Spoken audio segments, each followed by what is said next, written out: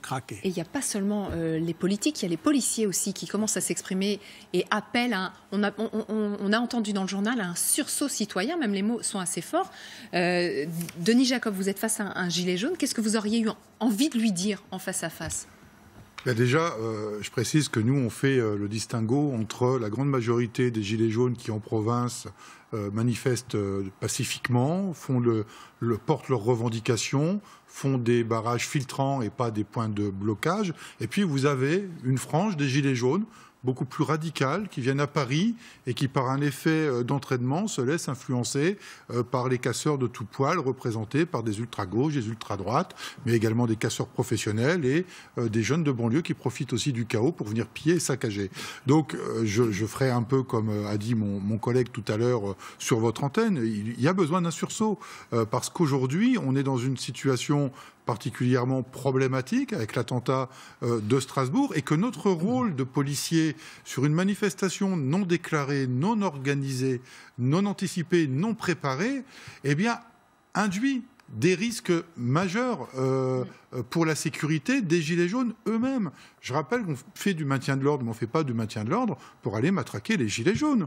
On fait du maintien de l'ordre pour faire en sorte que leur mouvement se passe dans les meilleures conditions possibles de sécurité. Or, en ayant un peu ces groupes disséminés à travers la capitale, le maintien de l'ordre est beaucoup plus compliqué que de le faire dans un cadre d'une manifestation préparée avec les autorités. Alors vous, Paris ? Si je peux me permettre, à Paris, le constat, il est très clair. Quand on vient manifester à Paris et qu'on se retrouve dans des groupes violents qui cassent et qu'on n'est pas concerné par cette casse, on ne reste pas dans un mouvement. On ne s'amuse pas, c'est malheureux ce qui est arrivé, mais on ne s'amuse pas à ramasser une grenade, on ne s'amuse pas à suivre les casseurs. Quand on n'est pas concerné par ce type d'expression violente, on se retire, on s'en va et on ne reste pas là-dedans. Or, on se rend compte à Paris que ce ne sont pas majoritairement des gilets jaunes de province. Même s'il y a des provinciaux qui sont venus, ils se laissent entraîner, influencer par différentes mouvances et ils se retrouvent, pour la grande majorité, et on l'a vu lors de la manifestation du 1er décembre et du 8 décembre, une grande majorité de gilets jaunes de province en garde à vue et très peu de casseurs parce qu'eux, ils sont professionnalisés, ils sont aguerris. Ils ont été quoi ? Manipulés ? Oui, ils ont été manipulés. Enfin, manipulation. Influencés. Il y a un effet influencé. Peut-être pas manipulé, mais influencé. L'effet de groupe fait que quand vous avez un ou deux meneurs et que derrière on est déjà bien remonté, eh bien il y a cet effet de groupe qui fait qu'on est entraîné. Et puis après on se retrouve au milieu d'un événement qu'on ne prévoyait pas, de violence. Et bien dans ce cas-là, il faut assumer ses responsabilités et se retirer et partir des mouvements de violence. Or, il y en a qui sont restés, donc il faut qu'ils en assument aussi les conséquences. Si on voit samedi dernier, c'est vrai que bon, nous on était sur les Champs-Élysées. Alors, c'est vrai que les forces de l'ordre nous ont obligés de rester sur les Champs-Élysées parce qu'il y avait des groupes de casseurs sur l'avenue Free-Edland, il y en avait qui étaient sur l'avenue Marceau. Donc en fait, ils nous ont maintenus, mais alors en totale sécurité. Et en fin d'après-midi, ils nous ont vraiment très bien protégés. Ils nous ont même fait un corridor de sécurité en fin d'après-midi pour qu'on puisse partir et s'exfiltrer correctement. Donc c'est vrai qu'ils ont fait un travail vraiment remarquable. Mais ils ont fait de même la différence entre les vrais gilets jaunes et ceux qui étaient venus justement pour en découdre avec les forces de l'ordre. Je vous remercie de le préciser parce qu'effectivement ça démontre bien que nous sommes là avant tout pour assurer la sécurité des manifestants et pas d'aller en découdre avec eux. Et on sait faire la part des choses. Quand on voit les vidéos sur les Champs-Élysées, d'ailleurs beaucoup de gilets jaunes étaient en train de discuter avec eux.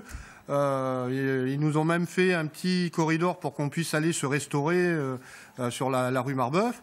Et ça s'est relativement très très bien passé. On a l'impression qu'il y a un tournant déjà samedi dernier à Paris. Même dispositif, donc on l'a bien compris. Mais qu'est-ce qui va changer ? Parce qu'à chaque fois, il y a des leçons qui ont été tirées des mobilisations précédentes. Là, on l'a vu, c'est plutôt en fin d'après-midi qu'il y a eu pas mal de dégradations. Il va y avoir des ajustements ? Les ajustements...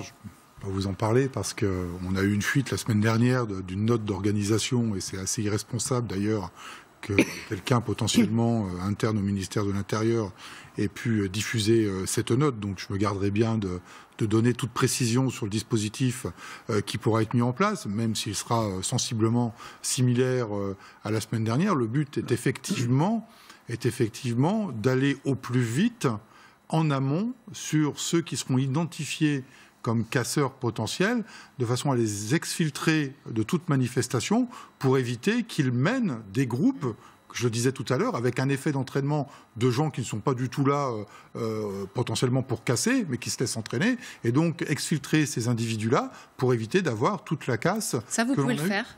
Vous pouvez les identifier, les quantifier assez, je veux dire facilement, c'est pas le bon mot. Tout ce qui est mouvement d'ultra-gauche, d'ultra-droite, ils sont suivis. Le renseignement territorial, notamment, travaille là-dessus. On en connaît un grand nombre. On les connaît peut-être pas tous forcément, mais on arrive à les identifier. Et puis, il y a ces filtrages qui vont être faits également en amont pour éviter qu'ils soient porteurs, comme on le disait tout à l'heure, d'armes par destination. Dans le dispositif qui a été fait le 8 décembre, à tirer les leçons de ce qui ne s'est pas bien passé le 1er décembre, il faut le dire, une stratégie de maintien de l'ordre particulièrement statique pour transformer un maintien de l'ordre mobile pour aller au contact et éviter au maximum la casse. Mais la première de nos motivations en tant que force de sécurité, c'est surtout d'éviter des dommages humains. C'est ça notre travail, c'est d'éviter qu'il y ait des blessés, voire des morts, et qu'effectivement, forcément, en évitant qu'il y ait des blessés et des morts, il y a des dommages matériels à côté. Les arrestations préventives, il y en a eu jusqu'à 1700 sur tout le territoire la semaine dernière. Certains ont jugé ça excessif, certains ont trouvé ça même anticonstitutionnel. Est-ce que ce sera renouvelé ? Oui, ce sera renouvelé parce que un tien vaut mieux que deux tu l'auras, comme on dit, et qu'on va éviter d'avoir trop de personnes investies sur des mouvements de violence. Et donc, oui, il faut, de manière préventive, empêcher toute personne qui est porteur d'éléments laissant penser qu'il peut participer à un mouvement de casse. Je suis désolé, mais quand on vient sur une manifestation avec un casque et des lunettes, c'est qu'on a l'attention d'être dans un mouvement violent. On vient pas. Moi, quand je vais, on vient pas se protéger, tout simplement. Mais se protéger contre quoi ? Quand on vient manifester pour revendiquer, on se protège contre quoi ? En se disant, la semaine dernière, il y a eu des gaz lacrymogènes. On se dit, bon, là, au moins, on est pareil. Il y a des gaz lacrymogènes. Pourquoi ? Parce qu'il y a des casseurs. Donc, quand on vient manifester pacifiquement pour porter des revendications, il n'y a pas lieu de se protéger, puisqu'il n'y a pas lieu qu'il y ait une riposte policière dans une manifestation pacifiste. Jean-Claude Régnier.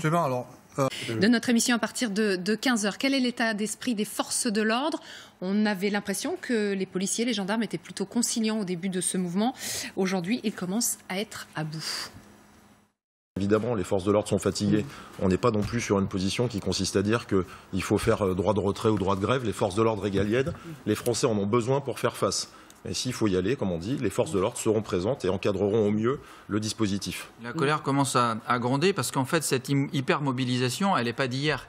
Elle dure depuis les premiers attentats, donc ça fait bientôt 4 ans. Et le vrai débat aujourd'hui, c'est qu'il faut un retour sur investissement. Vous avez des astreintes aujourd'hui qui ne sont plus payées.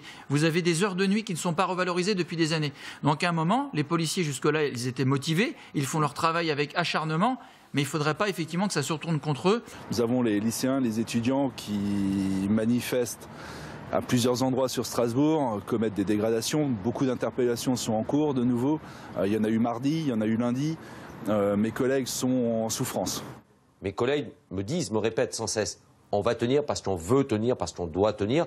Parce qu'aujourd'hui, je crois que quasiment tout le monde est unanime à le dire aujourd'hui, sans la police, sans la gendarmerie, c'est la République qui allait être d'autant encore plus fragilisée que ce qu'elle est. Donc on remplira notre mission, mais la colère aujourd'hui, c'est la reconnaissance et pas qu'à travers une prime. Denis Jacob, la colère gronde chez les policiers ? Oui, elle gronde, mais le dire, j'ai entendu tous mes collègues le dire, oui, on le dit, mais c'est bien aussi de faire des propositions. Parce que dénoncer une situation, on le dénonce tous, mais derrière, il faut qu'on ait des propositions. Donc vous en avez ? On en a. Je les ai présentées dans le cadre d'un courrier que j'ai envoyé aux parlementaires dès dimanche soir à l'issue du discours du président de la République, puisque mes collègues nous ont fait immédiatement part de leur grand mécontentement qu'ils soient les grands oubliés des annonces gouvernementales, comme les fonctionnaires en général, pour lesquels... Même si Emmanuel Macron vous a promis une prime exceptionnelle. Oui, ça, mais ça suffit pas.